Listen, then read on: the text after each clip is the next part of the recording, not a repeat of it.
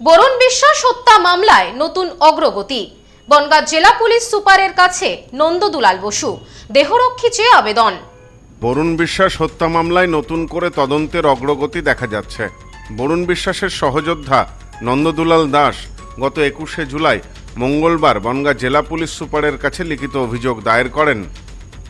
শুক্রবার police super তাকে অফিসে ডেকে পাঠান এবং তদন্তের অগ্রগতি সম্পর্কে বিস্তারিত আলোচনাও করেন। পুলিশ সুপারের অফিস থেকে বেরিয়ে নন্দদুলাল দাস সাংবাদিকদের জানান, আমার দায়ের করা অভিযোগের অগ্রগতি জানতে এবং প্রয়োজনীয় তথ্য সংগ্রহের জন্য এসপি ম্যাডাম আমাকে ডেকেছিলেন। আমি কিছু তথ্য দিয়েছি। তদন্তের স্বার্থে আরও তথ্য চেয়েছেন তিনি। আমি আশাবাদী যে সঠিক বিচার পাব।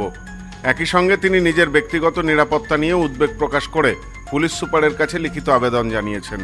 পুলিশ সুপার জানিয়েছেন, বিষয়টি ঊর্ধ্বতন কর্তৃপক্ষের সাথে আলোচনা করে প্রয়োজনীয় ব্যবস্থা গ্রহণ করা হবে।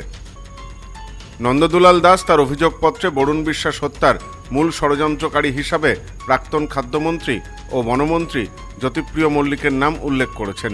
তিনি দাবি করেছেন যে এই ঘটনার পেছনে জ্যোতিপ্রিয় মল্লিকের মাথায় হাত ছিল মমতা বন্দ্যোপাধ্যায়ের।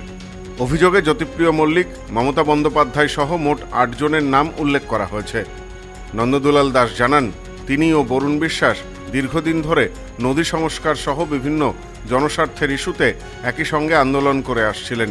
অঞ্জলি সিল্ক এখন আমাদের দুটি শোরুম হাবড়া ও বনগাঁতে। আমাদের দুটি শোরুমেই কেনাকাটার উপর থাকছে আকর্ষণীয় ছাড়। ফোন 7044447885।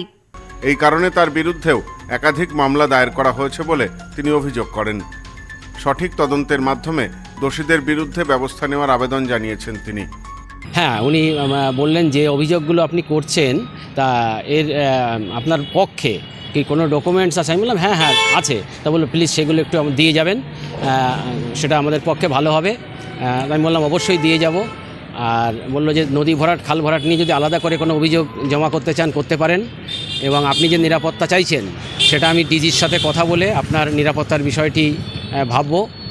তবে এই মুহূর্তে তো সরকার পাল্টে গেছে, আগের সরকার তো আপনার বিপক্ষে ছিল।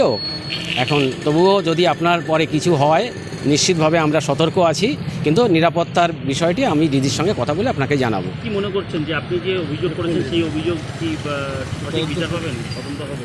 হ্যাঁ, খুবই আশাবাদী যে আমরা এতদিন তো পাইনি, কারণ যেহেতু আগের মুখ্যমন্ত্রী নিজেই হত্যার সঙ্গে যুক্ত ছিলেন এবং খাদ্যমন্ত্রী, এবারে আমরা নতুন মুখ্যমন্ত্রীর সঙ্গে দেখা করার পরই তো এই আমাদের এটা খুলে গেছে বরুণ বিশ্বাসের ফাইল, এবং আমরা আশা করছি এবং উনিও আমাদের আশ্বাস দিলেন যে দেখুন আগের সরকার আর এই সরকারটা পুরো আলাদা, এই কথাটাই উনি বললেন, আপনার নিশ্চিন্ত থাকতে পারেন।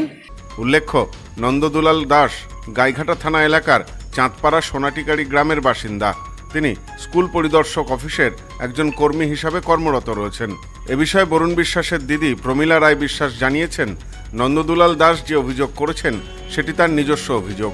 তবে আমিও মনে করি এই হত্যাকাণ্ডের পেছনে জ্যোতিপ্রিয় মল্লিকের হাত রয়েছে। এটা নিজের অভিযোগ। আর জ্যোতিপ্রিয় মল্লিকের হাত এই খুনের পেছনে আছে, আর জ্যোতিপ্রিয়র মাথায় মমতার হাত আছে। এটা তদন্ত সাপেক্ষ, সঠিক তদন্ত যদি হয় এটা উঠে আসবে, নাহলে আমরা 14 বছর বিচার কেন পেলাম? জ্যোতিপ্রিয় কোন ভাড়াটে খুনি খুন করে জানেন, এটা জ্যোতিপ্রিয়ের সঙ্গে কতবার জড়িত।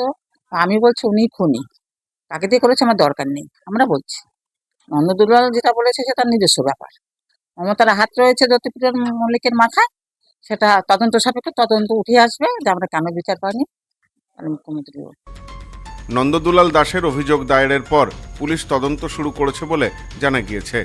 বর্তমানে তদন্তের অগ্রগতি নিয়ে পুলিশের সাথে অভিযোগকারীর সরাসরি আলোচনা ইতিবাচক বলে মনে করা হচ্ছে।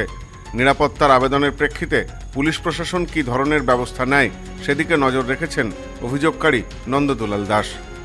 Bureau report, news no man's land, Bongaon. নেউপিসি জুয়েলার্স, সম্পর্ক গড়ে দেয়। বনগাঁতে আমাদের 3টি শোরুম প্রতিদিনই খোলা। নেউপিসি জুয়েলার্স, বনগাঁ বাটার মোড়। নেউপিসি জুয়েলার্স ব্রাঞ্চ কুমদিন স্কুলের বিপরীতে। নেউপিসি জুয়েলার্স বিউটি, মতিগঞ্জ, হাটখোলা। আমাদের এখানে সোনা কিনুন পেপারের দামে।